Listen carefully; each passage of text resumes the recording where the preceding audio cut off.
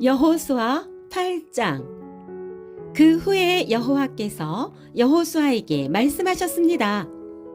두려워하지 마라. 포기하지 마라. 너의 모든 군대를 이끌고 아이로 향하여라.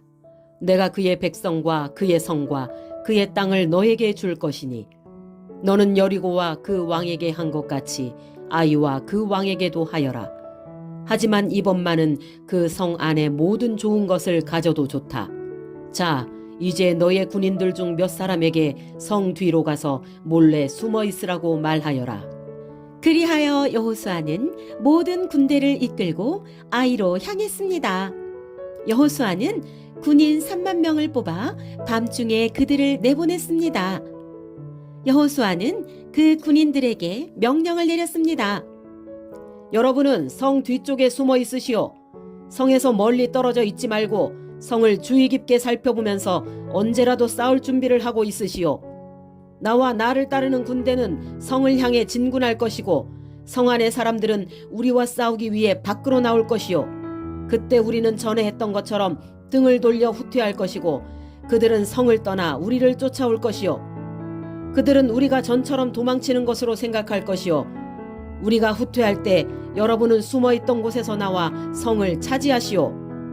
하나님 여호와께서 여러분에게 그 성을 주실 것이오. 아이성을 점령한 후에는 그 성을 불태우시오. 여호와께서 말씀하신 대로 하시오. 보시오, 내가 분명히 여러분에게 명령을 내렸소. 그 말을 한 후 여호수아는 그들을 보냈습니다. 그들은 베델과 아이의 서쪽 사이에 숨었습니다.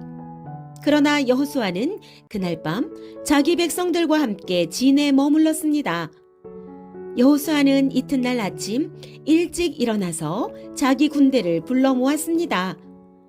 여호수아와 이스라엘의 장로들은 아이로 군대를 이끌고 갔습니다.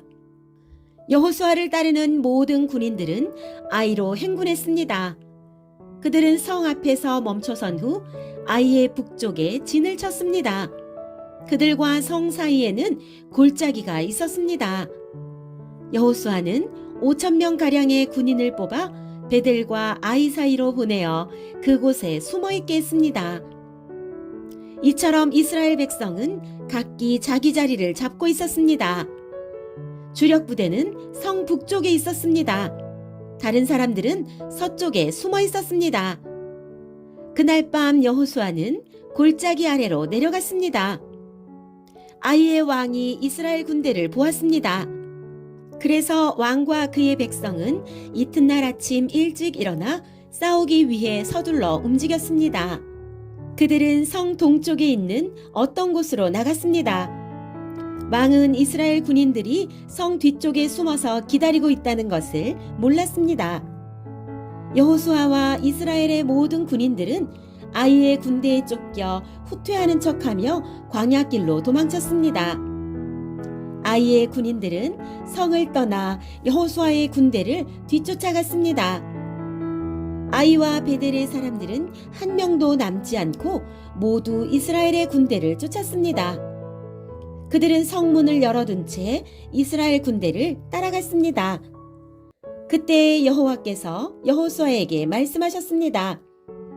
네 창을 아이 쪽으로 지켜들어라. 내가 그 성을 너에게 주겠다. 그래서 여호수아는 자기 창을 아이 성을 향하여 지켜들었습니다. 이스라엘 사람들은 여호수아가 창을 지켜드는 것을 보고 숨어있던 곳에서 나와 급히 성으로 달려갔습니다. 그들은 성으로 들어가 성을 점령하고 재빨리 성에 불을 질렀습니다. 아이 사람들이 뒤를 돌아보니 성에서 연기가 하늘로 치솟고 있었습니다. 아이 사람들은 이쪽으로도 저쪽으로도 도망칠 수 없게 되었습니다. 그때 광야로 도망치던 이스라엘 사람들이 뒤쫓던 아이 사람들을 향해 방향을 돌렸습니다. 여호수아와 그의 모든 사람들은 숨어있던 군대가 성을 점령한 것과 성에서 연기가 올라오고 있는 것을 보았습니다. 그들은 되돌아와서 아이 사람들을 공격했습니다. 숨어있던 사람들도 성에서 나와 같이 싸웠습니다. 아이 사람들은 이스라엘 군대에 포위되고 말았습니다. 이스라엘 사람들은 아이 사람이 한 명도 남지 않을 때까지 쳐 죽였습니다. 적군 중에 살아남은 사람은 아무도 없었고 다만 아이의 왕만이 살아남았습니다. 여호수아의 군대는 아이 왕을 여호수아에게 데리고 왔습니다. 이스라엘 군대는 광야 벌판에서 그들을 추격하던 아이 사람들을 다 죽였습니다. 그들 모두를 칼로 죽이고 다시 아이로 되돌아와 그곳에 있는 사람들을 전부 칼로 죽였습니다. 그날 아이의 모든 백성들이 다 죽었는데 남자와 여자를 합해 12,000명의 사람이 죽었습니다. 여호수아는 창을 치켜들고 있던 손을 내리지 않았습니다. 여호수아는 아이의 모든 백성들을 다 죽일 때까지 창을 치켜들고 있었습니다.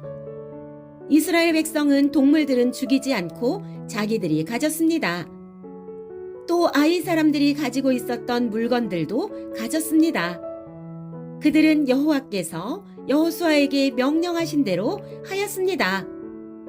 그리고 나서 여호수아는 아이성을 불태웠습니다. 아이성은 쓰레기 더미가 되어버렸습니다. 오늘날까지도 아이성은 그런 모습으로 남아 있습니다. 여호수아는 아이성의 왕을 저녁까지 나무에 매달아 놓았습니다. 해가 질 무렵 여호수아는 왕의 시체를 나무에서 끌어내려 성문 아래로 던지라고 말했습니다. 사람들은 그것을 성문 아래로 던진 후 돌로 시체를 덮었습니다. 그 돌무더기는 오늘날까지도 그곳에 있습니다. 그 후에 여호수아는 이스라엘의 하나님 여호와를 위해 에발산에 제단을 쌓았습니다. 그것은 여호와의 종인 모세가 명령한 대로였습니다. 여호수아는 모세의 율법책에 설명되어 있는 것과 같이 제단을 쌓았습니다.